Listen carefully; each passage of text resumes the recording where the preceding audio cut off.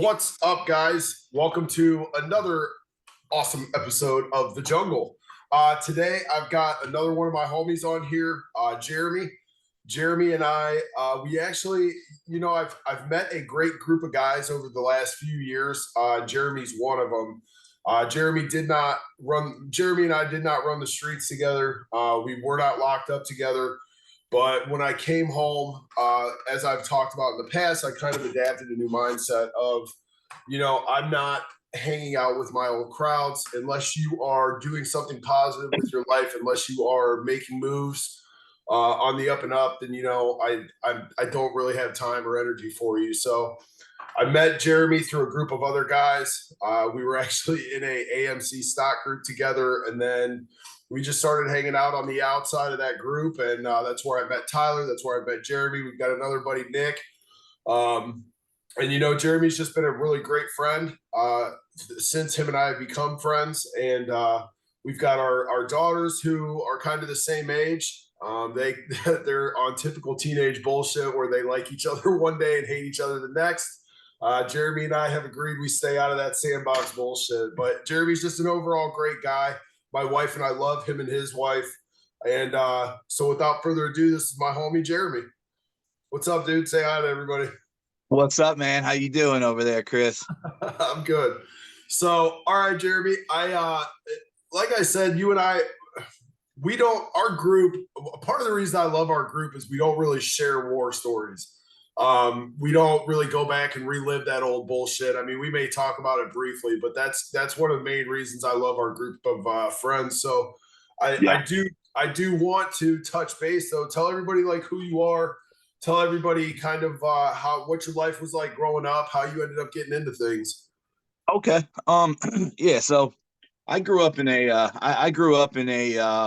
multi-alcoholic family. My mom and dad are both raging alcoholics.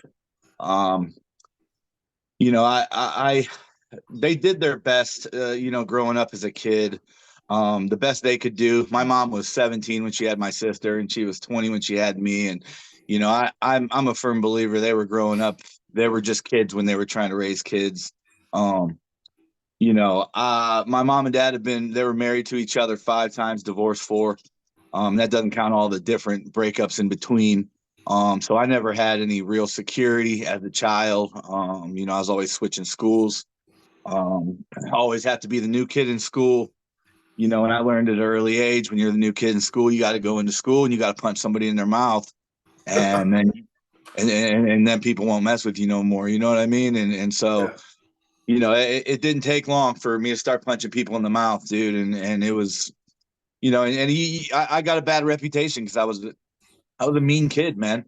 I was unhappy with my life. My mom and dad were always fighting. They were sometimes not home when we get off of school, and all the doors in the house would be locked. And I remember being a kindergartner, kicking the back door in. Me and my sister standing out there in the cold. That kind of stuff. That kind of stuff. I guess you probably don't realize it as a child, but some of that stuff stays with you forever. Yeah. You can't change what when you're a kid. You're completely powerless over the circumstances around you. But I can remember being a little kid. Mom and dad are fighting, and I would jump in the middle of it all, man. I'd throw myself on the ground and start hitting my head on the ground because I just wanted to make them stop. You know what I mean? And it was just it. I thought other kids were just like me. I thought everybody's life was like that, man. I didn't really realize that that was something. That was an abusive household I lived in. You know what I mean? I just thought that's how it was, man. And so all growing up, they did. My mom and dad, as I got into my teenage years, they found sobriety.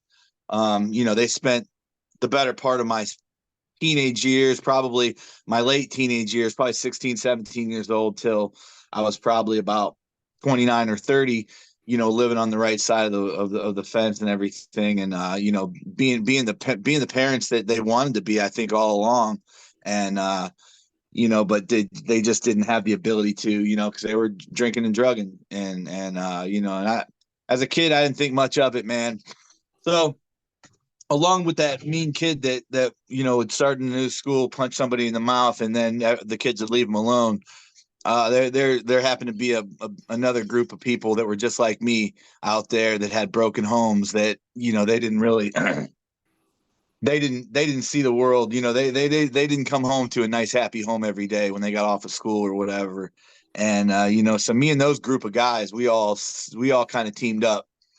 And we lived in a neighborhood that wasn't the best neighborhood, wasn't the worst neighborhood in the world, but we all knew that we wanted this. None of us had any real security at home and stuff. And so I think we used each other as security. We kind of pretty much told each other, if you fight, I fight. If we fight, they fight. You know what I mean? And so we kind of found some power and some security with that, in my teenage years. And so I felt invincible, growing up. Once I turned into my teenage years, I felt like me and my buddies, we could do anything, man. And so I guess as at about 18 years old, well, 17 years old, I caught my first drug trafficking case. I was selling acid to this. I had some hookups with some older dudes that none of my friends had, and so I was selling sheets of it to my buddy, and he was selling it to all the people around that. Everybody knew he sold drugs and everything. So, so I was kind of putting him on, and then he caught a case, and I caught a case, and I took mine to trial. I beat the case in trial because it wasn't my voice on the wiretap. It was pretty simple. Luckily, my dad came and showed up for court with me, and it wasn't my voice on the wiretap. It was clearly not my voice on the wiretap. So the judge threw the case out. Well, he found me not guilty. He didn't throw it out. Because the cop and the snitch both said it was me who sold it to him. Because there was a girl that brought it over to her brother from one car to the other. And then she came back to our car and she says to me, they want one of you to bring it over there. And I looked at my buddy and I'm like, there ain't a chance in hell I'm bringing that over to them dudes. I don't know them guys. And he's like, man. I was like, fuck it. I was like, you know what? He was like, oh, come on. It's my girlfriend's best friend, dude. It's cool. It's cool. I was like, well, then you take it over and I'll give you half. So he took it over. I gave him half the money. And, about 6 months later, I'm I got a drug case that I'm fighting. I caught multiple DUIs, multiple marijuana possession charges, disturbing the peace, disorderly conduct, underage consumption while driving. And the craziest thing about all that mess that I got into, and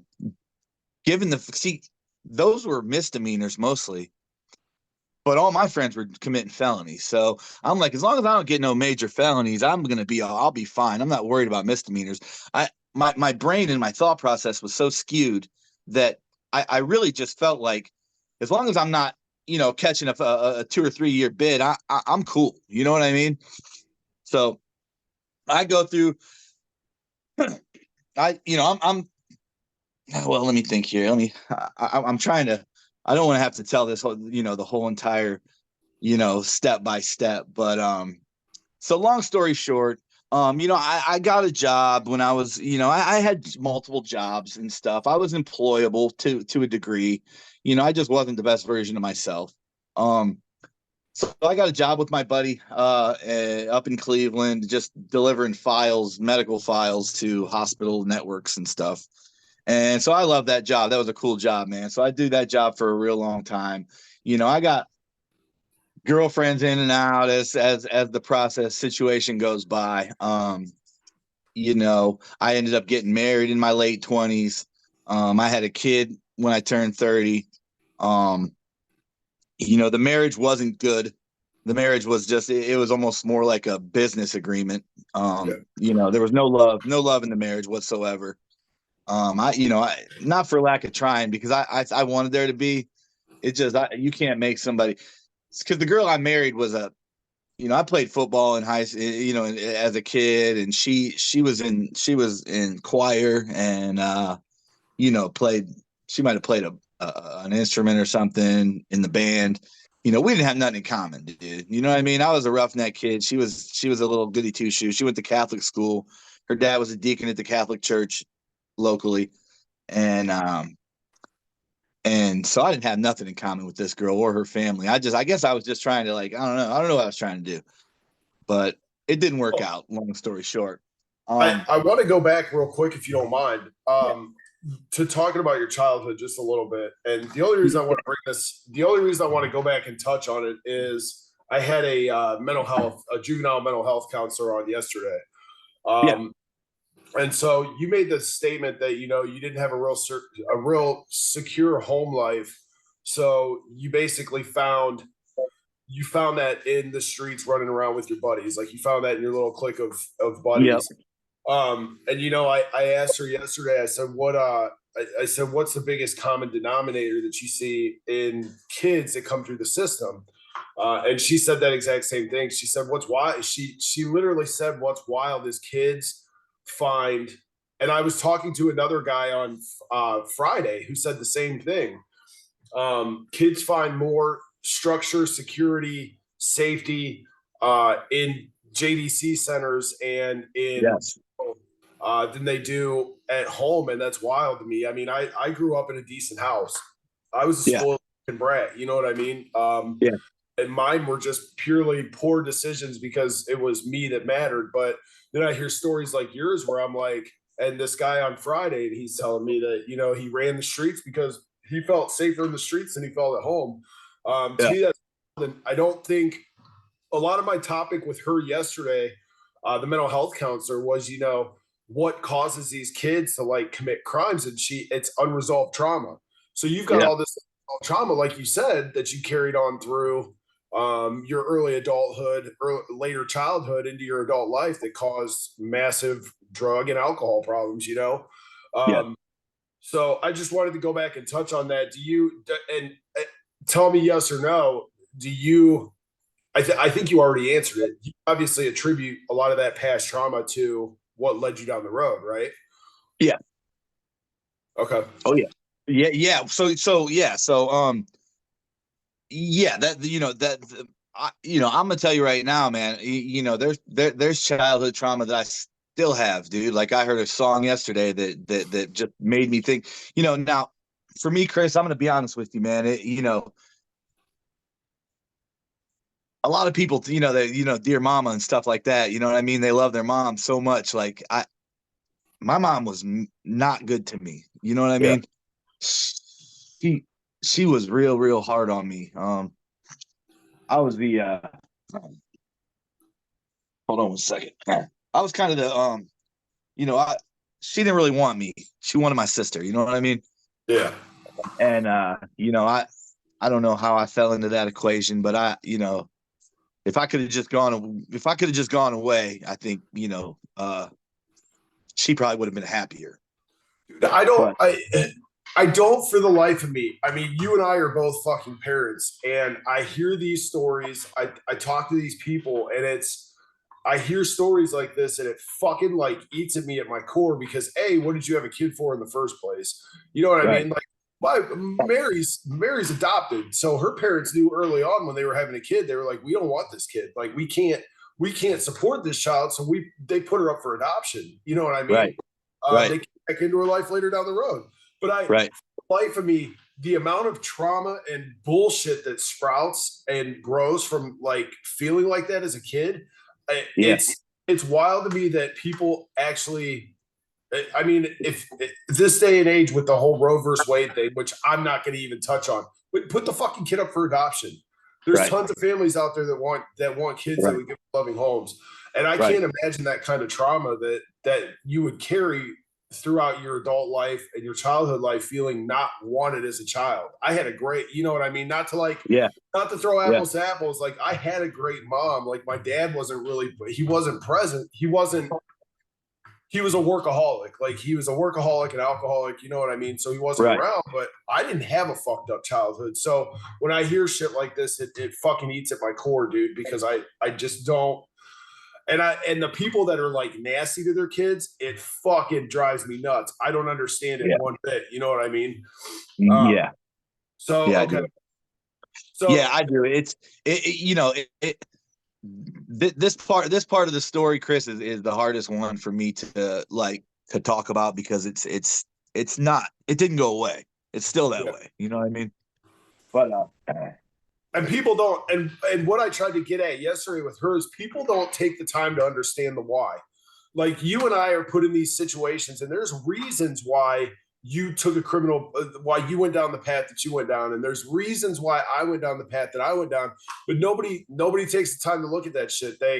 Right. Everybody on the outside of the like everybody hears convicted felon or ex-convict or criminal. They see black and white. They were like, well, you Yeah. made a bad choice, you're an asshole. You know what I mean? Right. Absolutely. They don't look at this gray area that's in between, like what caused them to do that. How'd you get here? Right. Yeah. Right. How'd So, you get here? and that's one of the main focuses I just want to touch on, like with this show, is this is all a big gray area. It's not black and white, any of it. Like life in Absolutely. general, life in itself, none of it's black and fucking white. It's all gray. So go ahead and keep Absolutely. going. I didn't mean to cut you off. Yep. I want to keep hearing about what No, I'm glad you did. I'm glad you did because I think that I'm not unique in that. You know what I mean? Yeah. There's a lot of people out there that have, you know, been through a lot worse than me, Chris, dude. You know what I mean? That's the reality of it, you know, but you know, it doesn't make it any easier to deal with, you know, when the one person that's supposed to be that like soft place to land that's your war. Like, Yeah. you know, And you carry that the rest of your life. Like yeah. There are trauma responses from that. There's emotional like scarring and damage that you carry the rest of your life from that. It makes it hard probably for you to like enter into actual like loving relationships. You know what I mean? Yeah. There's so much shit that stems from childhood trauma, dude, that people don't understand. So Yeah. I get it, man. I appreciate you sharing all that. That's Yeah, you know, and I'll be honest, it gave me a jilted, you know, feeling about women too, to some degree. You know what I mean? yeah. Because you know, it makes me, you know, I don't particularly trust women, man. I trust my Yep. wife. I never trusted a woman like I trust my wife. You know what I mean? Never in my life, ever. And because I just don't, you know, once bitten, twice shy. You know what I mean? Yeah. But yeah. So I made it through my 20s and 30s, bro. You know, and my parents were there to help me. You know, they were there to help me in those times of need. You know what I mean? My dad's my best friend. You know what I mean? He really is. You know, he's always been there for me, and he's, you know, stuck his neck out to help me. But so I made it through my 20s and 30s. I got divorced at about 32 years old. And I moved in with a buddy, and I let her keep the house. You know, we had bought a house and stuff. And at this point I got a 1.5-year-old son. And I thought to myself, I can leave now. And then he never has to see what an unloving marriage looks like. He never has to see what, the byproduct of two people that are just trying to make it work together in a house. What you saw. Right, exactly. You don't have to do none of that. So I thought that was the best option was to leave. And you know, and then my son can just, you know, he can live with his mom and whoever she finds herself with, and you know, and then me and my life, we can, you know, he can have two separate lives. You know, I think that's a better deal than growing up kind of the way I did. So I left, and me and this buddy we rented a townhome. He had a good job. I had a good job. I was making good money at the job. I still was working at that file place. Maybe 8-10 years later, I had been promoted multiple times, because the thing about it is, man, is I'm not a loser. You know what I mean? I'm not a loser in my head. I'm not a loser mentally. I just thought I could balance it all for a long time. And you know, and I could balance it all because I was a real good employee. So I got a DUI when I was driving for that company, and all they did was take me off the road, put me in the warehouse, work in the warehouse. They were going to make me a manager inside the warehouse, but then the one boss says, man, well, I'm not going to promote a guy who just got a DUI. You know what I mean? I'm not going to give him a promotion. So I spent some time, with that job, and they really stuck their neck out to help me, because I was a good worker for him. You know what I mean? So long story short, I start dating this girl, maybe 6 months after I get divorced or whatever. I don't even think that the divorce probably wasn't even final. And this girl worked for a chiropractor. And so this girl got perk 10s coming out of every pocket. You know what I mean? She's walking in, pills falling out all over the place because she works for this chiropractor. So me and her start, laying up together, whatever. And, popping a perk here, popping a perk there. Next thing you know, I'm popping a perk before work. I'm popping a perk during work. I'm popping a perk, popping a perk, popping a perk. Just just because I'm not thinking nothing about it. Because I had done so many drugs in my teenage years and, in my 20s and stuff, and nothing ever got a hold of me and grabbed a hold of me and controlled me. You know what I'm saying? Like, that's why I was able to keep a job. I was able to be productive at that job. I've done everything under the sun. Yeah. So I'm popping No, these perks. it's What? real quick, not to just to cut you off real briefly. It's fucking wild how, because I was in the same mindset when I started taking perks, because I had my back injury, and then I'm going to work and I'm just throwing back a perk, not thinking about it. And I had always smoked weed, and kids, and this was all during that whole opioid epidemic where they were just handing shit out without even like monitoring what was going on.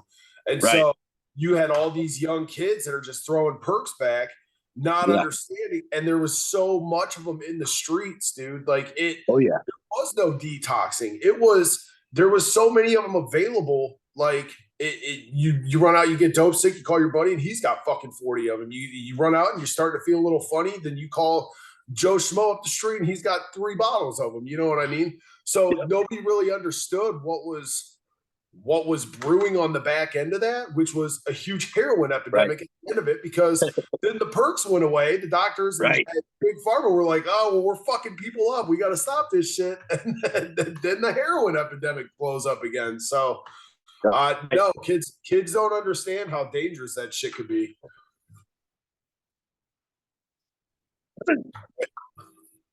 Are you there? I'm losing you. You know what? You can pop 29 of them and everything's fine. And on that 30th one, you're going to be dope sick from it.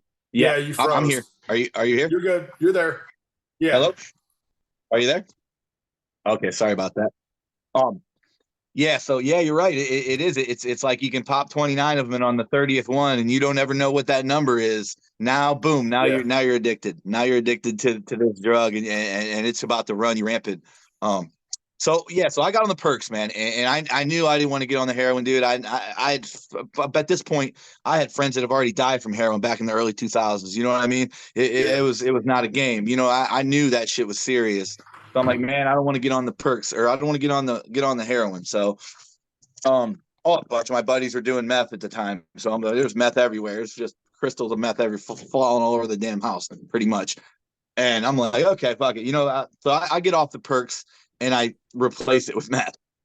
And now things are starting to get real crazy, because here I am trying to go to work, trying to do this meth. Ain't getting no proper amount of sleep. I'm a sales rep for a company, and I'm out here, you know what I mean, meeting up with customers and all spun out, twacked out on meth. Dude, it didn't go well. It took about 6 months before I get fired from my job. And this job I'd worked at for a long time, been promoted multiple times. You know what I mean? These people, they knew me, I knew them, but they fired me for some bullshit little reason, but they knew I was on drugs. You know what I mean? They couldn't prove it, but they knew I was on drugs. And so it was just one of the things. Boom, I lost my job. So first thing I did was, okay, I'm tapping back into the streets, man. This is where I found what I needed when I was younger, when things fell apart, when I, in the streets. So I'm going to do it again. So those same exact guys that I was getting the acid from in my teenage years, when I stayed solid and didn't tell on nobody, and those guys are out in California now, and they're up on the hill out there, and they're growing weed. And so I call them. I'm like, yo, I'm ready. Send something through. So next thing you know, 10 pounds of weed's on its way to my mom and dad's house. So listen to this. So my mom and dad both got jobs, dude. They're going to be at work during the day. I'm going to come pick this pack up. Everything's going to be fine. So dude calls me, yo, it's coming today. It's coming today. I'm like, bro, it can't come today. My mom and dad aren't at work, dude. It cannot come today. He's like, it's coming today, dude. I'm like, you got to be fucking kidding me. So I'm like, fucking, I'm leaving. I go back. I leave. I go to my house.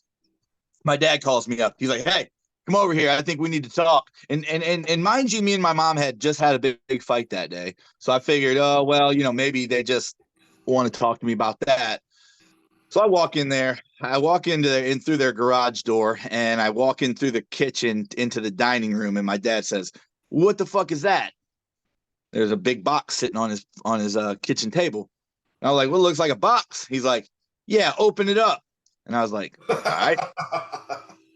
So I opened it up and there's a bunch of these little one ship boxes in there, you know, the little real hard cardboard ones. I was like, well, he's got a bunch of one ship boxes. And he's like, open the fucking thing up.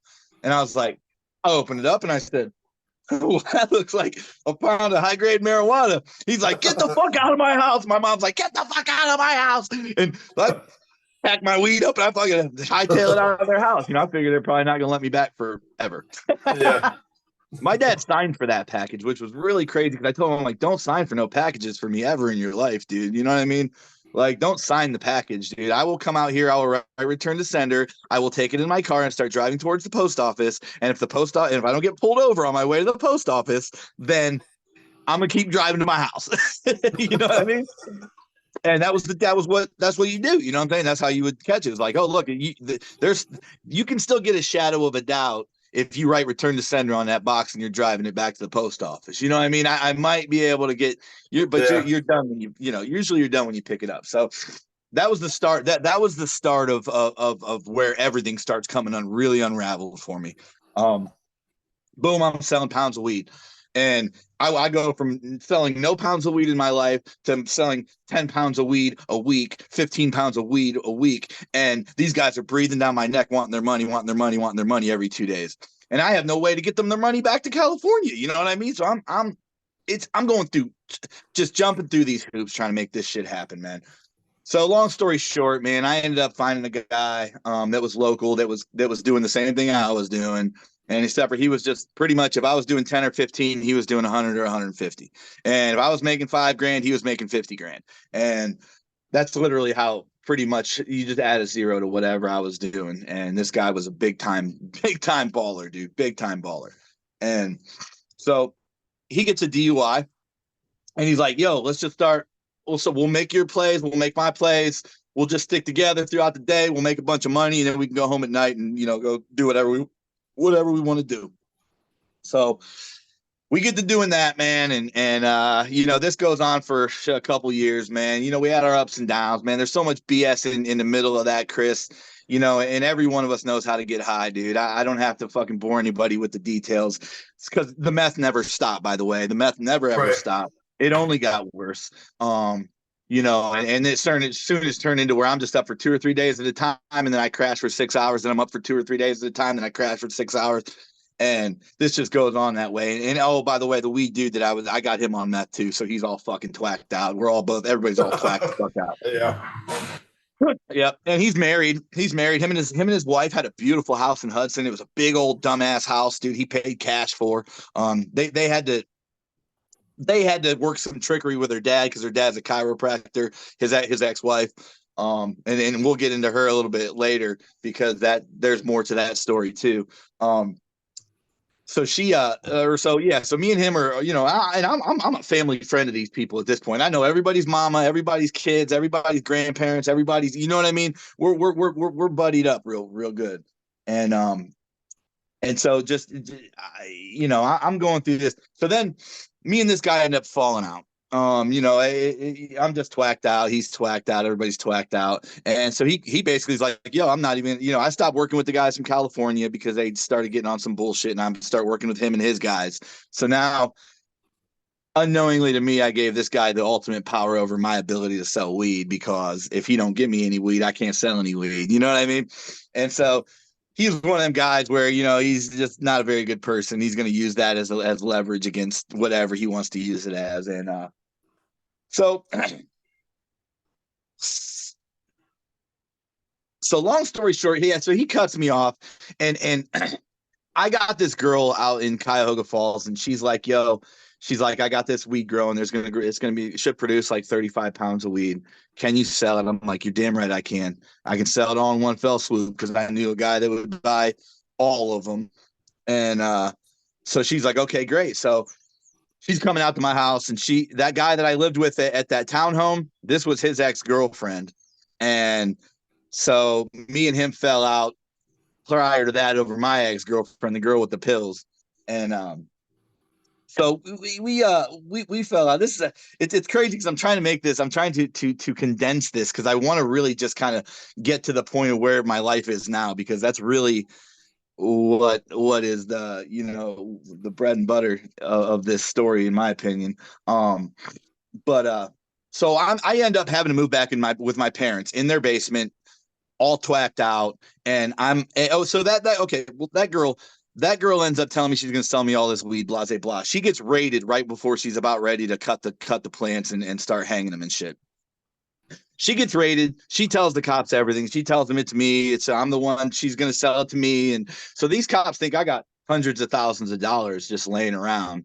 So I got cops on me, people on me everywhere I go, bro. Everywhere I go at 4 o'clock in the morning at Walmart, I got some people standing around me in the hamburger aisle, dude. Like shit that don't make no sense. You know what I mean? Yeah. And so I'm tweaked out, dude. I'm like, yo, everybody's following me around. Everybody thinks I'm a schizophrenic at this point. You know what I mean? I'm just twacked out. None of my friends want to be friends no more. Nobody wants to be around me. The only people that I had around me were, little sluts that were on meth too, that we were just doing whatever. You know what I mean? And so this goes on for about 6 months, 8 months, dude. I'm just cooped up in my mom and dad's basement, dude, just waiting for the cops to kick the door in, dude. Because I already know they know what I'm doing. I already know that they know. This girl probably wore a wire on me at least a couple times, something. You know what I mean? Yeah. And eventually I get to a point where I'm like, dude, I can't do this. I can't do this. So I start selling a little bit of meth to just a couple people here and there, just so I can get enough money to get my own, you know what I mean, for free. And this dude I know introduces me to his sister-in-law, and she's buying meth for me, whatever, and she's a nurse. And so I start, selling meth to her, whatever. Long story short, me and this girl, I end up hooking up with this girl. And so I'm staying with her, and she's like, and I'm like, yo, I can get, if I can get the weed thing going. So she's like, all right, look, I'm gonna give you $3,000. She's like, and then you can start, getting your stuff going, and then you can pay the bills and whatever. So not very long after that, she gets fired as a nurse. She ain't a nurse no more. So she has no money coming in. I have no money coming in, but she's got this $3,000, and I'm like, yo, I'm gonna make this motherfucker shake. So off I go. I reconcile with that dude that I fell out with, and and make the situation right with him, and so I start selling pounds of weed, and we're back at it again. I'm making a bunch of money, you know what I mean? I'm doing just like I was before, making good money, whatever. And then he's like, yo, he calls me up. He tells me he's going to go to Chicago and meet this guy from California, and the guy's supposed to have 1,000 pounds, and it's supposed to be really good. I'm like, cool. So then he's like, I might not go though. I'm annoyed that this guy might be a cop. And I was like, all right, well, whatever, man. Just call me if you do. So he calls me. He's like, my nickname was Pivot. He's like, Pivot. He's like, bring the pickup truck. I'm moving home. And I was like, where are you at, dude? He's like, Chicago. I was like, oh, shit, bro. So I go to Chicago, man. Drive this pickup truck to Chicago to go meet him. And these freaking Mexican Latin kings, bro. And I have to go with the Latin kings by myself in my pickup truck to go get this weed from one of their trap houses, dude. So I got this guy in the truck with me, and we back into his garage, and he's got his essays there, or whatever the fuck they're called. And they got guns on their hips, and they open the garage door. Boom, I back the truck in. We chuck it in some U-Haul boxes, and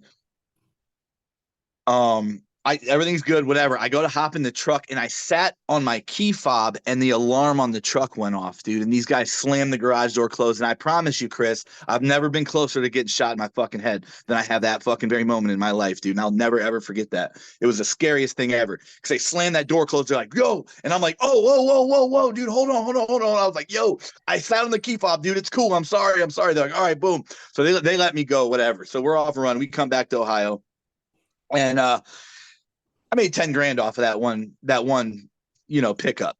And then I got this help sell all the weed that we brought back with us. So everything was, I'm happy. And so I come back, dude, and I'm doing all that, and I'm making a bunch of money, and everything's going well for the most part.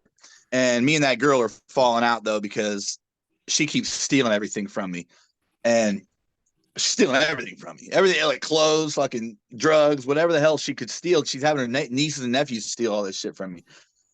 So she's So her brother-in-law, the guy that introduced me to her, he was on heroin really bad, and I grew up with him. He was an all right dude. He's a scumbag, but I was a scumbag too. You know what I mean? So I didn't really think nothing of it. And so this guy, one night, me and her broke up. Everything was fell out, whatever. She's like, "Come over, let's talk." I was like, "All right." So I go over there, whatever. And he's over there, and I'm like, "Okay." He's like, "Yo," he's like, I can get you an ounce of meth for 1,100." I was like, "Well, fuck it, run it, dude. I ain't got no weed right now. I got a pocket full of money. Anybody who sells drugs knows money ain't what you're looking for. You want a pocket full of work. You know what I mean? You don't want a pocket full of money because that money goes quick. That work creates money." So I'm like, "All right, fuck it." I give him $1,100, dude. Boom, this dude don't come back. And I'm like, "Man, something shady here." I was like, 4 or 5 hours going on, go by. He's not answering none of my phone calls. And she's there with me. And I start thinking, like, this bitch set me up with him because that's her brother-in-law. You know what I mean? Yeah. So I'm like, all right. Um,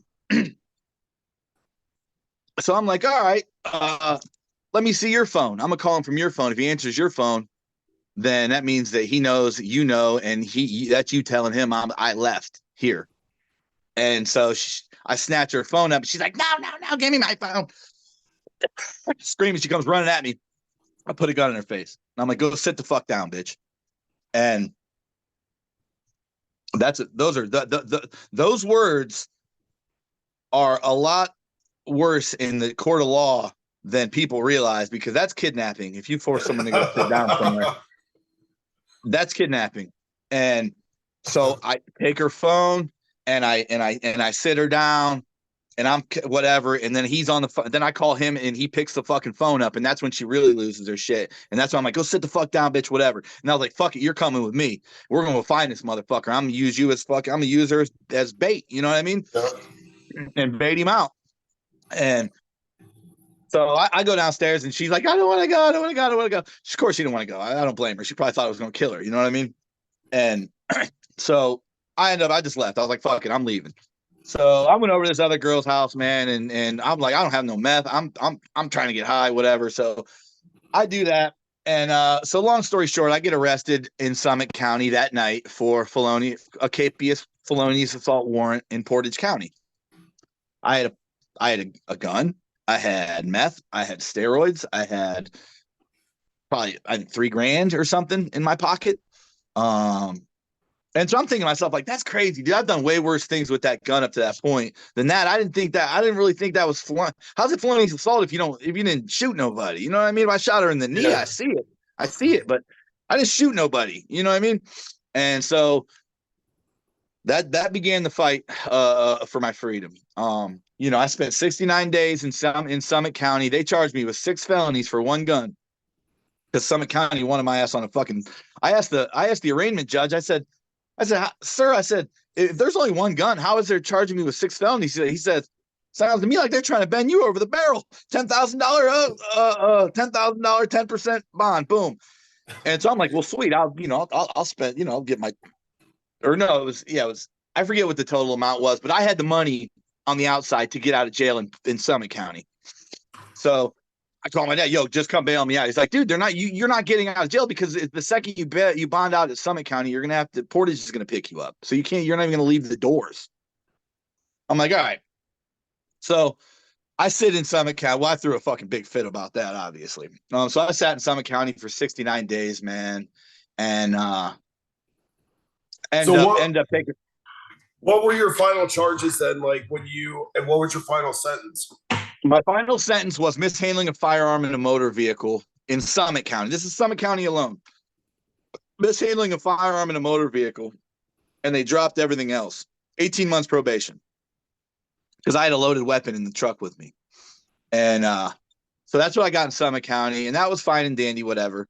And then I go to Portage County, and now I'm in high risk orange. I'm in there for felonious assault, and I'm in the high risk pod. I'm in the maximum security pod. Pods. There's 4 of them, and I'm like, "Damn, this shit's getting real, dude." And So I'm sitting there waiting, and that indictment dude comes rolling up, man. And my new indictments were felonious assault with gun specifications, felony 2 with gun specs, kidnapping with gun specs, and if they max those out and run you wild, you're looking at 22 years in prison. Yeah. So shit Nope, got real, man. Those Shit F2s ain't nothing to play with. Them F2s ain't nothing to play with, man. Yeah, man. And so I'm in there, and I'm like, yeah, whatever. I'm still going on. I'm still thinking to myself, I didn't shoot nobody's ass. I didn't beat the bitch up. I didn't do nothing crazy at all, really. You know what I mean? Like, this really ain't that crazy to me. But of course, the way they're going to present it, dude, it's going to be crazy, dude. They're going to present it crazily, and I'm going to sound crazy. It's going to sound crazy. So I knew I could probably see, because what's crazy about that is I put that gun in that girl's face, and then when I was in Summit County, she came and visited me twice. She come and visited me 2 times, her and her son, and that I think was like a big deal come case and at the Portage County side of things. Because I brought that up. I'm like, she came and visited me. What are you talking about, bro? I didn't fucking take nobody hostage. She came and seen me twice. And so long story short, I sat in there for 110 days, never signed a time waiver. So they had 90 days to get me in trial. They overspent me by 20 days. I looked at my attorney. I'm like, dude, I've been here 20 days longer than my right to a speedy trial. My 6th Amendment has been violated. He's like, Jeremy, you know what? You're right. Your 6th Amendment has been violated. He's like, but he's like, you're going to have to go to prison, go to the 12th District Court of Appeals, and then you're going to win the case at the 12th District Court of Appeals. But that's going to be after you've been in prison for 8 months or a year. Yep. So, or you can sign today for your 2 F4s, drop the gun specs, and you're going to get 5 years of probation. What do you want to do? And what would anybody with a brain in their fucking head do? You know what I mean? And that shit. See, I think it was it was my buddy Nick I had on here, and we were talking about the same thing, because it was the same shit that happened to me on my first felony. They fucked me over so bad that the drug task force did, and I had every right that I could have won that shit. I could have fought it, won it. But the whole time they're like, well, they're going to stroke you for fighting it. They're going to fucking just sign it. And the first felony that I ever got charged for, Jeremy, I did not do. Was I doing that actual shit? Yes. But like the shit that they presented to me, I was like, no, y'all are fucked up. Like, y'all set me up on it. Right. And it was fucking wild because they get away with it, dude. And just like you said, you sat your ass in prison fighting that fucking amendment violation and and eventually it would have all been taken off your record. It would have all been fucking cool after you did fucking 2 years in the joint. Yeah. Yes. But they're like, no, but you signed these papers, take 2 F4s, and you got fucking felonies the rest of your life. But hey, you get out of jail today, bro. It's fucking gross. Yep. Unexpungible felonies, mind you, because they're violent ones. You know what I mean? My felonies are never going away, dude. I ended up the two F4s that I pled to was abduction, attempted abduction, and aggravated assault. So that's what So attempted abduction. I can never coach Pee Wee football. I can never, and all my buddies be like, "Yo, dude, come coach with it. I can never do any of that kind of stuff, dude. Attempted abduction, like kidnapping. That sounds crazy. Sounds like I was hiding out, outside of a school or something. I think they should change the verbiage in kidnapping. That don't sound right to me, man. You know what I mean? I don't like it. So you catch your charges. You get out on the F4s. You got 5 years of probation. Tell me. Yep. Tell me what you've done, what your mindset was, what your motivation was once you got those F4s to clean your life up. Because you got a good life now. Like you're a supervisor at your job. Like you own a home. You got all the kids live with you. So you know what I mean? Like tell me what that whole journey was like. So man, this is the part that, if there's people that are going to listen, that are listening to this, that find some similarities in their life and things like that, but they just haven't found the way to get up and rise up above what they have been in the past. You know what I mean? This right here, the bread and butter of it all, really, man, is that, I got out and I knew I had to make changes, man. I knew I had to get clean. I had to get my head on straight, and I had to figure out a way to become employable again. You know what I mean? Because I had spent years not working at this point. It's at this point I hadn't had a job in shit 6-7 years. You know what I mean? And what do you right now? Well, when's the last time you worked? 2012. You know what I mean? And so I get out and I'm on 5 years probation. I'm having to piss for my PO, intensive probation for a year. And when I got out, I said to myself, I'm like, dude, I have, this is going to be hard. I figured it wouldn't be that hard to go, to a temp agency and get somebody to give me a job sweeping a floor in some shop somewhere, man. You know what I mean? 5 different temp agencies I went to, and every one of them said, dude, your charges are too new, bro. Like the ink ain't even dry on this stuff, man. Like we can't do anything with you. Am I breaking up, Chris? No, you're there. Okay. Because it just jumped off Wi-Fi.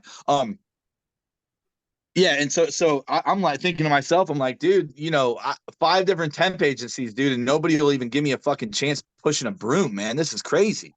Yeah. And one of my buddies called me up and he's like, hey, what are you doing? I was like, nothing. What are you doing? He's like, hey, you want a job at Davy Tree? And I was like, dude, you can't get me a job there, dude. That's a big company, dude. That's like, I went to Davy Junior High School. Like, you're not going to get me a job at a big company like that, dude. And he's like, I can get you a job there. And I was like, all right, well, you try, whatever. So, weeks are going by at this point. A month goes by. I don't hear nothing, man. I'm about ready to start selling weed again, to be honest with you. You know what I mean? Because I need to make money, dude. I cannot just sit here in my parents' house. The newness is worn off of me being out of jail and stuff. I got to do something with myself now. Yeah. And so he's like, so lo and behold, he calls me, about a month later. He's like, yo, hey, call this number, man. Give this guy a call. I was like, all right. So I gave that guy a call, and he's like, yeah, come up for an interview. It's the easiest interview I've ever done. It basically was like, hey, if you show up with 2 arms and 2 legs, we'll give you a shot. You know what I mean? And so I started doing tree work. And like anybody who does tree work or anybody who knows anybody who does tree work, they're all a bunch of misfits too. And I just didn't know it. You know what I mean? Yeah. And so I started doing tree work, man. And I knew, Chris, that nobody wants to hire me. Nobody's going to hire me. You know what I mean? So this tree work stuff, I have to succeed at it. I have to get good at it. So I learned how to climb them. I learned how to cut them down. I learned how to do everything because I knew that was going to be what was going to help me, because I knew the foremans and the guys that were my bosses, those guys made good money doing this. Yeah. You know what I mean? So I'm like, dude, if I can just get to their spot, one of them positions, driving that truck, I can make the kind of money those guys are making. And then I can do side work too. And I'm doing side work as a new guy too. Like they brought me on because I worked my ass off for them, because I didn't have no choices, man. You know what I mean? My options were real limited as to who's going to keep me, who's going to employ me. And so I want to touch base real quick on what you just said.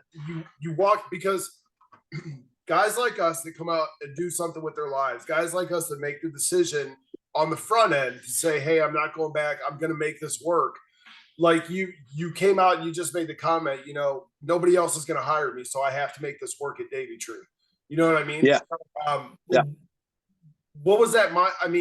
It just, I've said it before, it just takes a certain mindset, and guys have to understand that if you don't come out, like you were saying, you were sitting for a month, you were contemplating going back to selling weed.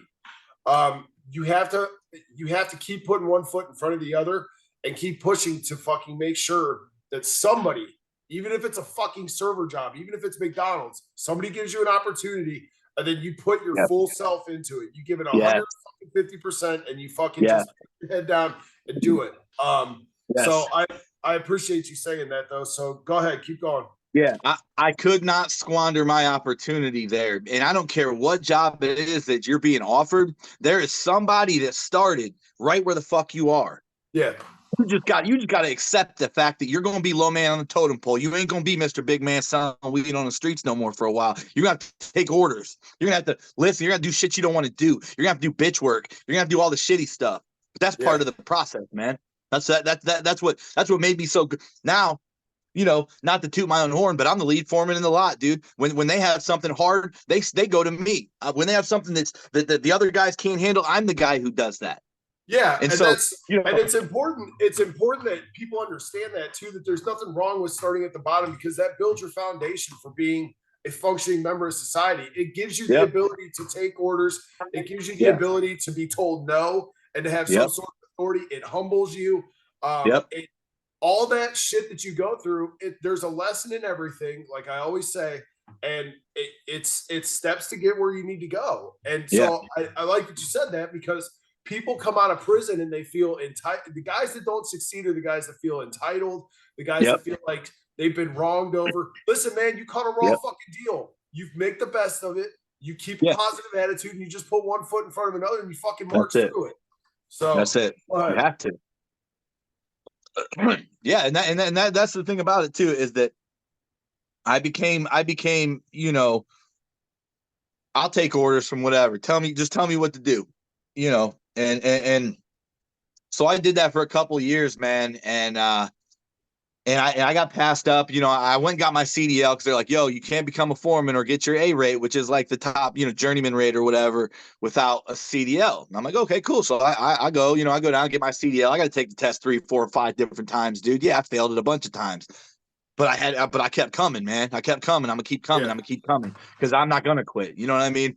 And so, um, so I kept showing back up there, paying my $85 to take that test again, and I finally passed the test. Boom. Now I got my CDL. Now I got something to talk about. Now I can get a job as a manager. I can be a fucking foreman now. And so they strung me along a little bit there at that company, and then I left that company and another company. The guy told me, hey, if you're half as good at what these guys tell me you are, I will have you driving a truck in under a month. And I said, okay, bet. So I quit. I brought me and a couple guys with me from Davy Tree that I got jobs of guys that were in recovery that were getting their lives together. And off we went. We left and went to another company. One of the guys, he stayed with the company. He just went to a different division where he could make a ton of money at, which he's doing today still. Um, and so I go to that new company and I was as advertised because I had done all the hard shit and I had to do all the the heavy lifting and stuff. So I was prepared for that. And so I could do all the work the guy needed me to do, man. And boom, I'm a foreman. Just like that. I went from a B guy, wasn't even a journeyman, wasn't even a full share journeyman dude, to boom, I'm a foreman. I'm the guy telling everybody else, what they need to do, how they need to do it. And I never look back, man. I'm not with that same company anymore. I went to another company and I moved my way up.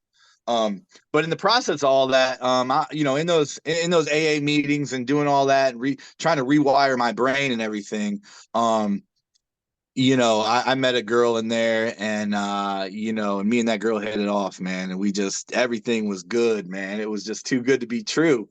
She had a couple daughters, and we got together and, she had a little bit of money because she was living in a sober house and I was living in my parents' upstairs bedroom.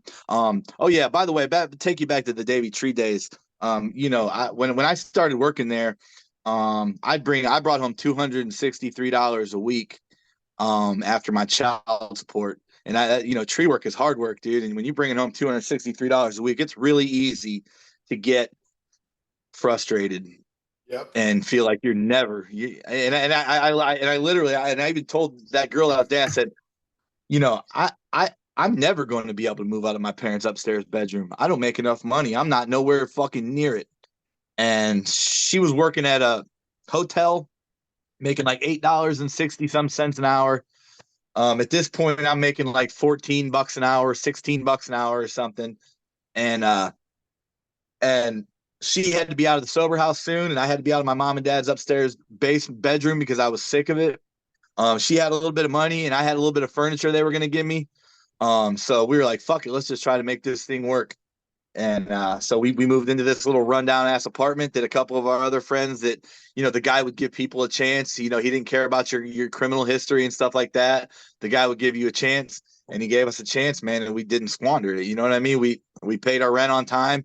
Got the kids together. That was rocky, to say the least, because those kids, the crazy thing that a lot of people don't realize, man, is is when you're coming off of a drug addiction, and she was coming off a drug addiction, and she had her daughters were staying with family members while she was fucked up for a couple of years, you know what I mean? And so next thing you know, those kids, one of the kids moves in with us, and it's Rocky, and I'm thinking to myself, I thought to myself, like, dude, I came into this situation, I thought I was going to be a hero. I thought they were going to be like, oh my God, what a great guy. He's fucking helping take care of us and blah, blah, blah. But those kids didn't want me around, man. Those kids didn't want me anywhere near them, dude. They didn't know me. And I wasn't no hero to them. I was just some guy in their way of their mom. You know what I mean? Yeah. And so it was hard. It was hard in the beginning, man, making that situation manifest properly. And we had our growing pains, man. There was a lot of lumps along the way because, there's some difference in parenting styles and things like that. But well, you always have to take into consideration too, like those, like you said, those kids don't know you, man, and those kids have their own trauma and bullshit that they went through with them from absolutely, whatever they went through with their mom and their dad and everything yep, else. And I mean, I know because we're friends, I know a little bit more of the story than anybody listening. But I do want to say though, I mean, Mary and I love you and Eva because you guys are a power couple. Like you guys essentially, now Mary never went through the stuff that Eva went through, but you guys got together and you said, fuck this, we're gonna make it work. And you made it work. And there's lessons in all that too. There's, you know what I mean? Oh yeah. It's great when you have Mary calls it evenly yoked, and not to bring up the Bible, but it talks about it in the Bible. When you find somebody evenly yoked that's willing to put in work, that wants the same things that you want, that is willing to work for things beside you, you know what I mean, and build with you. Yep. That can be like, that's a awesome fucking thing to have in a relationship, but it's also a great thing to have in life in general because it makes you a better person. It makes you stronger. It makes it, you know what I mean? And once you have that bond, it's kind of like you're a power couple, dude. So yeah, man. That's why Mary and I love you guys, man. You guys are fucking great. So I know I feel the same way about you guys, man. That's how we both feel the same way about you guys, man. It's like, but yeah, so okay, so just to fast forward a little bit, you ended up, so you get out of the apartment, you own your home now. So you bought a house. Well, yeah. Well, so we're sitting. We had moved out of that apartment. We moved into a house because we wanted to get a dog. It was a rental. It was a rental house. Again, boom. We got problems. We got to talk to this landlord about they're going to run our criminal history, dude. They're gonna. So I'm the kind of dude. If there's a problem, I'm leading with the problem, dude. I'm leading with it. So before I could even let her say anything about anything, let me explain to you what I've been doing, man. You know what I mean? And here's what you're going to see when you look up that history. But here's what we've been doing since then. You know what I mean? And that's so important for people are so scared of their past, man. They're so scared of their history. But I will also tell you, a lot of people don't give a fuck either. And Mary and I went through a similar, and that's Mary. So I've told this story before. Mary has never had so much as more than a speeding ticket ever in her life. And then you bring me into the equation where I've got a criminal record that's that fucking thick once you print it all out on paper. You know what I mean? Right. And so her and I get together, and we were living in a small ass apartment too. And we finally decided once I got custody of the kids, we needed a bigger fucking house, Right. So we start looking at apartments, we start looking at houses, and I'll never forget. We go to this place, and I'm talking to the landlords, and I'm just like you. I'm leading with the problem. I see it on the rental application. The woman loves us. She's like, oh, you guys are fucking great. This will be an amazing house for you guys. She hands me the application. I see the little, have you ever been convicted of a felony? So I'm just like you. I'm like, hey, man, listen. I'm like, this is my past. You're going to see it when you run my name. But, she checked all the boxes on paper. She's never been in shit. We have plenty of income coming in, like, to support this. We need this house. And she comes back and she's like, well, we don't rent to people with felonies. So I'm like, all right, bitch, say less. Like, But we're sitting in the car, and Mary, I had the charger at the time, and I get in, and it's me, her, and I don't think the kids were with us. But I sit down, and you can just see she's blatantly upset. Like, and I'm thinking, fuck, like, this is the moment where she's going to be like, I'm not dealing with your bullshit. Like, it's affecting me. I'm out. And she looks Right. at me, bro, with like all the hurt in her eyes. And she was like, if I fucking accept you, everybody else is going to accept you. She said, I don't want to rent from this bitch anyway. She said, and I Boom. will never have, she was like, and I will never have anybody tell us because of your past that you can't live somewhere. She's like, fuck that. We're buying a house. And we put in work for like 2 years. We lived in the little Right. shitbox apartment. We put Yep. in work. We made it work with the fucking Yep. kids. And that's where Yep. I go back and I say, like, you have a great chick in your life. I have a great chick in my life. And you don't need that to succeed. Like, you should be able to stand on your own feet and do shit on your own. But I'm telling you guys, if you have a great girl in your life, Yeah. it'll make things so much fucking Yeah. it just adds so much value to your life. And Yes. yeah, man. So we put in work and we bought our fucking house, and it's been Yep. great ever since. But Yep. just another hurdle. Yep. Yeah. So, well, so, I was lucky. I was lucky. This lady was listening. She was hearing, and it was a realtor that showed us the house. And the realtor was such a sweetheart. She was from Kent. She was a nice lady. And we told her our whole story off the beginning. Boom. Here's what it is, ma'am. Here's what it is. But here's what we're doing now. She was real receptive to that. And she was such a good realtor. I told her, I said, you know what, ma'am? I said, we're going to be trying to buy a house in about a year. And I will not even consider anybody else for our realtor besides you. And she's Yeah. like, thank you so much. She probably thought I was full of shit, whatever. So I download Credit Karma on my phone. So does my wife. And we start looking at what we got to do to get our credit somewhat, presentable to where we could at least be in a position to talk about buying a house. And so we do that for about 6 months or a year. And my credit score is like 640 or something, and I'm like, okay, I can buy a house. I was like, I'm just going to check. I'm going to call and see about buying a house. I had bought a house before. I knew what it took to buy one.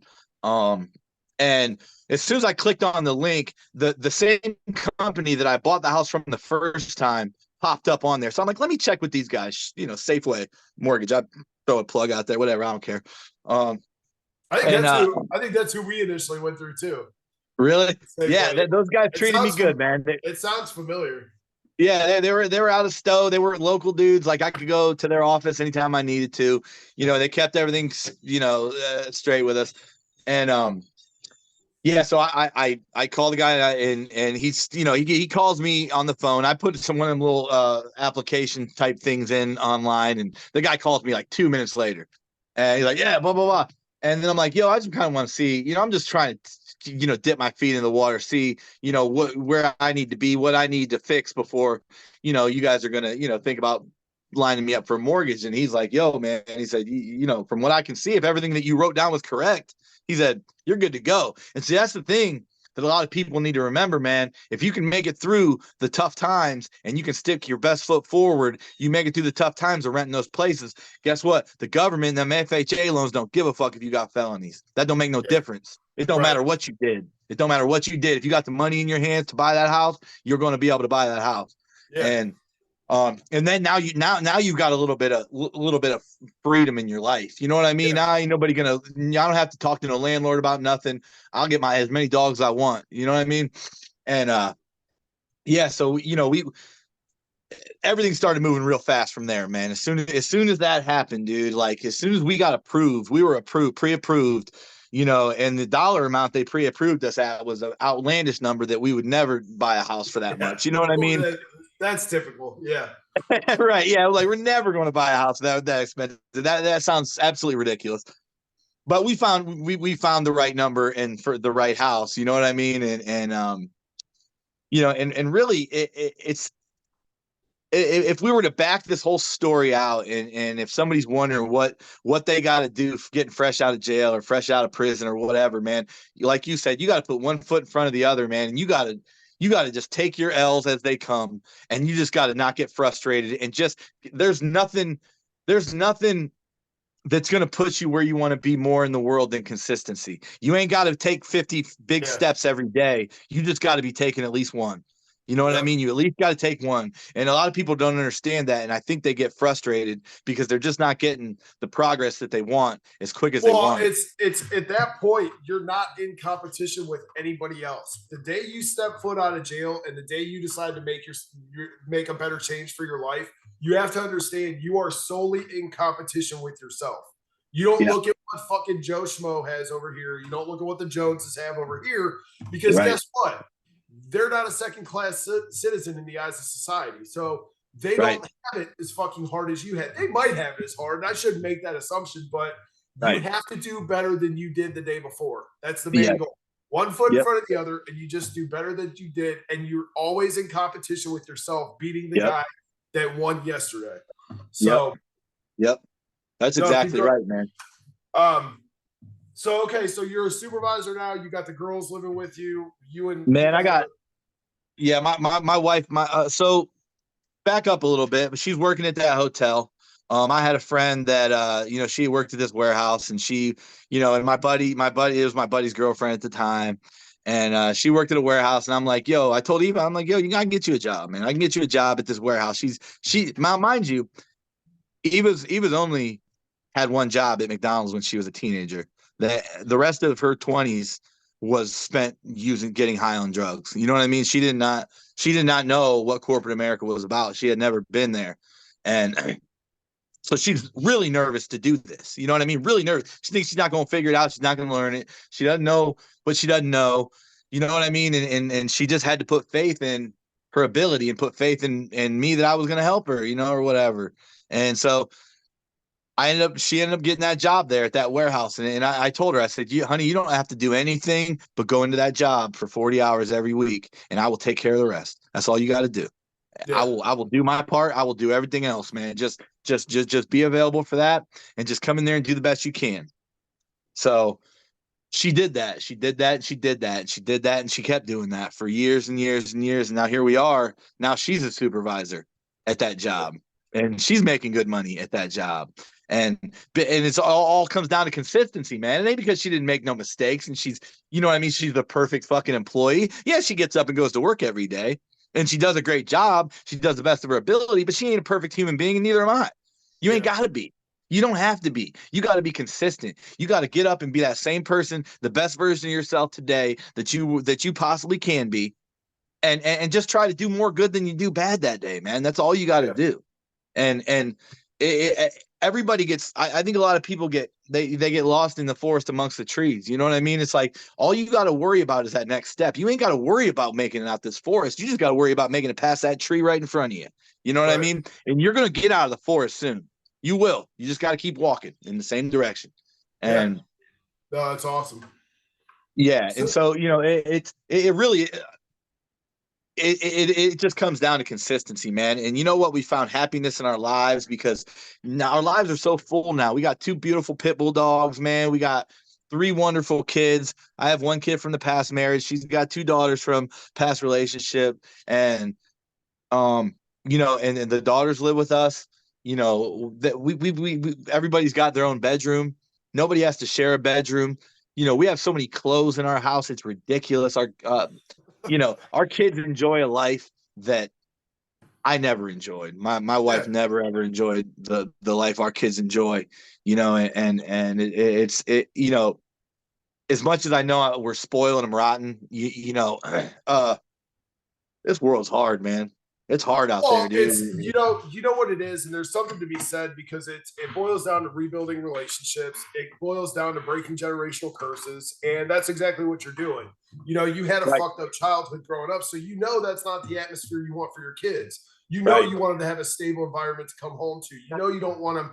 Yeah, like they run out. I know our daughters. They run the streets like little gang kids, but they're kids. They're teenagers. They're gonna do that shit, you know. But ultimately, they know they have a safe place to come home to. They know they have a family that loves them, and that's where a lot of these guys also have to understand. Like, you still have to work. Yeah, you're putting one foot in front of the other every day, and you're doing the next best thing. But you have to constantly be working on yourself.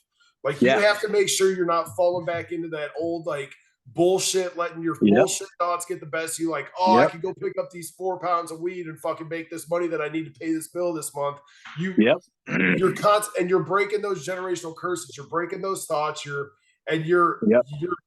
building something that's fucking great that you can lean on at the end of the day and say, hey, I worked my fucking ass off for that, and I deserve it. I didn't cut corners for it. And it builds that mindset of just being a fucking monster. Like, you know what I mean? Like, Absolutely.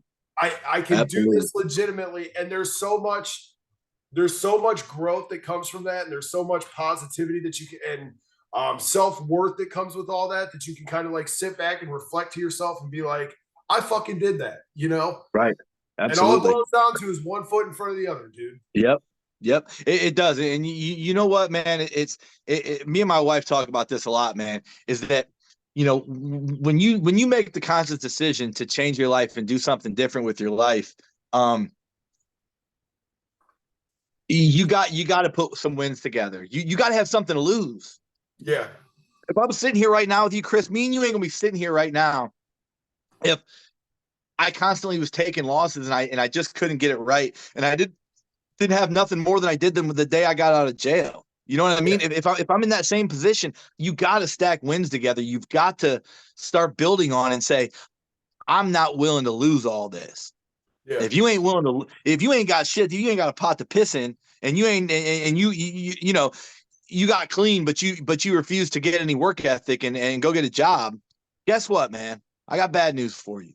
It ain't going. You're going to be back there soon enough. You know what I mean? Hey, Because nothing changes. Nothing changes. that's it. That's exactly right. Nothing changes if nothing changes, man. You've got to make the decision to change for yourself and stack some wins together, man. And now I'm at a point right now where all the things I lost, man, in my 30s when I thought to myself, I'm never going to be here again, man. I'm never going to get this opportunity to be in this position again. Now I've replaced that with everything better. Yeah. Everything that I have is better now. The only thing I don't have is better is that I had a nice pickup truck. That's it. That's it. My life is better. My wife is better. Everything that I'm doing, my kids are better. Everyone's happy. You know, that our kids get to grow up and watch and see what a loving marriage looks like. You know what I Yeah. mean? I didn't even get to do that, man. And I don't want my kids to go through that, man. I don't want them to have to feel that type. I'd rather deal with whatever consequences are from us probably spoiling them a little bit too much than we should. Whatever those consequences are can't be nearly as bad as what growing up in a raging alcoholic home, where there's always fighting and Yeah. it's just always unrest, and you never know if you're even going to have a home when you come home. You know what I mean? Because you're probably getting moved out to some apartment complex because mom's leaving again. You know what I Right. mean? So it's like it just the key to victory for me has just been consistency, man. It's consistency and just never losing that focus on the end goal of what you're trying to accomplish, man. Because I'm not the smartest, I'm not the best, and I'm not the brightest, man. But I'm gonna outwork everybody. You know what I And mean? I'm gonna that's outwork everybody. Yeah, and that's I have that same mindset, dude, all throughout life. I have it in the gym, I have it at work, I have it if I you know what I mean? If I'm out doing my lawn, Yep. I'm the hardest working motherfucker that Yep. and you know what? That it says something, and here's something else I want to touch on real quick too, because I had Ty on yesterday and we talked and we touched on the gym, and I've had there's a common denominator where a lot of guys that come home and get their fucking lives together, they end up being big gym rats, especially Yeah. old drug addicts. Oh And yeah. and that mentality to continuously, and you're one of them. You've gotten yourself put together, you look great. So that's another thing that I kind of want to touch on real quick, and then we'll wrap this up. Is just you always have to be the hardest working fucking person in the room. I Yep. don't want to sound corny like the fucking rock, No. but it's so No. fucking true. It Um, is. and whether it's your cooking dinner, whether it's you're fucking in the gym or you're Yes. you're at work, like Give it you everything. you have to give it everything. Yep. So, um, is there anything else you want to touch on? Is there anything else you want to tell Um, anybody that might be looking at charges, coming home from jail? man, I just yeah, man. I hope that those people understand, man, that there ain't no quick fix, dude, and there ain't no easy solution, man. But but at the end of the day, there is a solution. You just got to put the work in You got to put the work in. You know what the solution is, man. You just don't want to hear it. It doesn't roll off your tongue easily, and it doesn't roll off your ears easily. But the solution's real simple. It's hard work, dedication, and consistency. And if you can put all those things together, man, I promise you're going to have success no matter what you do in your life. No matter what you do in your life. I agree. And and that's something that I've always been able to lean on in my life. I've always been a good worker. I've always worked hard. I've always been promoted at jobs. Now some of these people that are getting out, they're like, I ain't never been promoted at a job. I've only had one. Well, guess what? Then you got a clean slate, dude. That means you get to reinvent yourself right now, and nobody has any history on you. That's a good thing. You know what I mean? And you're doing it at a disadvantage. And that's absolutely. And I love shit like that, because there's times that I get so fed up and I'm like, oh, I fucking love adversity. I like have to grit my teeth while I'm saying, oh, I love adversity. Right. It's so great.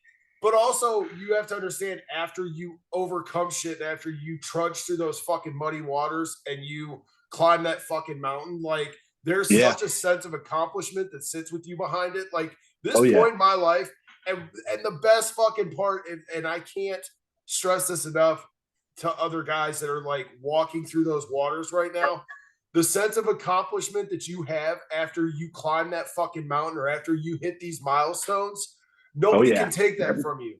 Nobody can take that from you. And that's something you can fall when you're having a bad day. When I'm gritting my teeth, like, God damn it, I love adversity. I can look back on that shit and be like, but I'm here. Like I may not be all the way to the top, but motherfucker, I'm climbing, Yes. So, one other thing I want to touch on too, man, is that the people you surround yourself with, and this is something what you was talking about earlier. I tell the guys I work with, I say, you know what, man, it's crazy. I'm not, good buddies with all you guys, whatever. I said, I'm not here for friendships. I'm here to be a good foreman. I'm here to do a good job for this company and to make a good paycheck. If I make friends along the way, cool. I said, but in my private life, I surround myself with people that are smarter and better and more accomplished than I am. Yep. And, and the reality is that those are the people I'm going to learn something from. Those are the people that got something I want.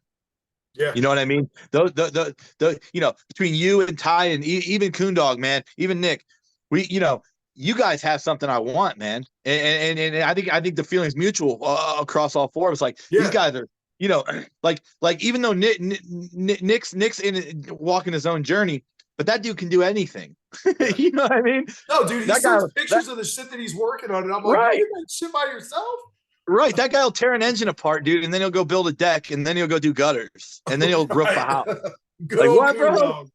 Right. He can do it all, man. The dude can do it all, man. And that's a commendable thing to me, man, because even when I know there's some times where he's like, I don't know, man. I don't know. But he believes in himself enough that he's going to figure it out. He's smart enough. He's going to figure it out. You and Mary are the same thing with what you just said earlier, man. You and Mary are a power couple, man. You guys are absolutely, the kind of people that I want to surround myself with. My wife's the same way. We love being around you guys because there's no jealousy, there's no envy, there's no, there are people we put ourselves around, and then you see everybody looking down their nose at us. They're mad. They're not in our position, or they feel like, oh man, or someone feel like my wife, she's so spoiled. They think that I'm carrying the load, and I'm not.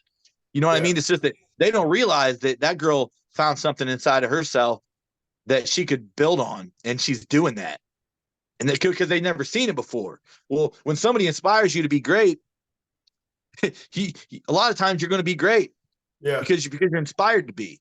You know what I mean? Well, and so self-worth, dude, is invaluable. Once you value yourself and learn to love yourself, dude, you'll fucking go to the moon. Like nobody can take that from you, and that's and that's what you and Eva have, and that's what, and like you said, our small group of friends, we may not get to hang out all the time. Yeah, we talk through the group chat every day. But you're still the average of the 5 people you hang out with and surround yourself with. You are the average of those 5 people. Yeah. And I got to be honest, I may not be around you and Ty all day, every day, and Coon, but I mean, I talk to you motherfuckers more than I talk to my wife 9 times out of 10. Literally, that's the truth, dude. I know it's the same. It's the same. And I love you. I love that group because it all boils down to just fucking hardworking motherfuckers. You know what I That's mean? it. Yeah. Guys that realized that shit wasn't right in their lives, guys that have built awesome fucking lives. I mean, dude, you got Ty who's in fucking Aruba for 3 weeks right now on Right. vacation. You know what I mean? Right. Like lives in a beautiful Right. house. I got Yeah. all my guys, they're supervisors, they're foremans, they're doing shit Yep. with their lives. They own their homes and they came from fucking, they have felonies and they came from the gutter. Yep. Yep. I'll never forget. And I love Flynn's dad. He's a great fucking dad. Mary always says, she was like, he was a terrible fucking husband, but he's a great fucking dad. And he is a great dad. But when Mary and I met, I will never forget. He looked at Mary. I walked out to shake his hand. He wouldn't shake my hand. And so I'm like, okay. I backed off. I got back in the car and they're sitting there kind of going back and forth. And he goes, so that's the fucking type of dude that you want around our kid, huh? A guy that's done 2 years in prison, a guy that's got a rap sheet bigger than the fucking Bible. And she looked at him and she said, you know what? She said, that's exactly who I want around my kid. She said, I want somebody around my kid who's seen adversity and fucking overcome it. I want somebody who's willing to put one foot in front of the other. I want somebody that's fucking seen that's a fucking hell and fought his way out from it. So when my kid has adversity and sees adversity, he knows you put one foot in front of the fucking other and you march fucking through it with your head held high and your chest sticking out, you know? That's it. Those always stuck with me because, you know, it's the same with you guys. And that's why I respect you. Like, I want to look at my mom and I want to talk to friends and I want to talk to people and be like, yo, my fucking best 5 friends, the 5 best friends that I have, they're all fucking convicted felons. And then flip my finger up at society and be like, fuck you. Like, they're great dudes. Right. Right. They're all established. They're all well off. Like they made something of their lives and they have felonies. So fuck you. Yeah. Right.